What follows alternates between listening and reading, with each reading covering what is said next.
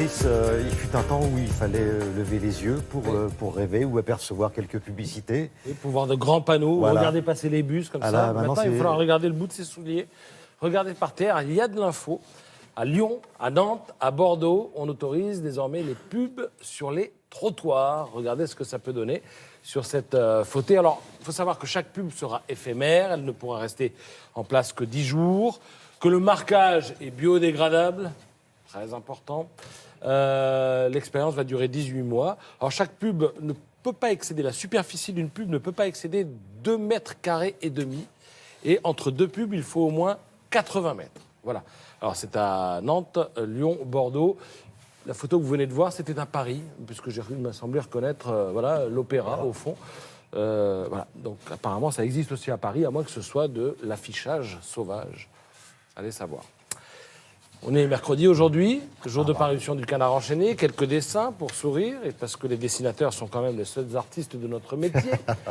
Voici Lefred Touron qui nous entretient de la SNCF. La SNCF, c'est comme la Française des Jeux. On achète un billet sans être sûr de gagner. Voilà, tout est dit. Diego Aranega nous parle de la vente du siège du Parti socialiste. D'ailleurs, regardez le titre, Solferino-Adios, puisque le siège est rue de Solferino. La boîte a racheté le siège 45 millions d'euros, dit l'un, sachant que là-dessus, il faut encore ajouter les frais d'exorcisme. Il est très bon, celui-là. Toujours Aranega. Vous savez qu'aux États-Unis, on a vu naître une petite fille issue d'un embryon congelé en 1992. D'où ce dessin. C'est le docteur qui parle. Hein.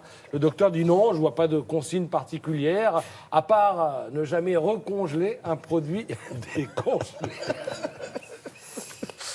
Et puis, vous avez toujours Lefred Touron qui dessine sur un Noël sexiste, où supposait-elle, j'ai reçu une carabine en plastique rose, dit la petite fille, et moi une poupée bleue, dit le petit garçon. Alors pourquoi j'ai choisi ce dessin? Parce que le sexisme, le féminisme, enfin tout ça est très à la mode. Et d'ailleurs, si vous regardez le Parisien d'aujourd'hui, vous y verrez les mots de 2017.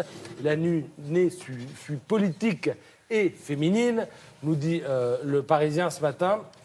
Alors, en fait, le Parisien s'est fait l'écho du travail d'une styliste en langage. Oui, ça existe. Styliste en langage qui a passé au crible le vocabulaire utilisé au cours de l'année écoulée. Alors, ils sont là, les mots de la mode, féminisé, inclusive, viol, harcèlement et l'inévitable balance ton porc qui m'amène à vous entretenir de l'affaire Kevin Spacey. Parce qu'il y a le film dont nous a parlé Claude Juteau tout à l'heure, mais il y a aussi l'affaire. Vous savez que l'ex-tête d'affiche du film a dû dégager pour cause de harcèlement sexuel.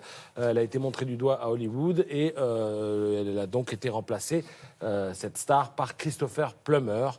Mais le problème, c'est que le film était déjà en boîte, donc il a fallu retourner 22 scènes. 22 Ça a coûté 10 millions de dollars, donc le budget du film a explosé de 25%. C'était ça, un mal pour un bien, hein, parce que sinon, le film était mort-né, si je puis dire, avec Kevin Spacey en tête d'affiche.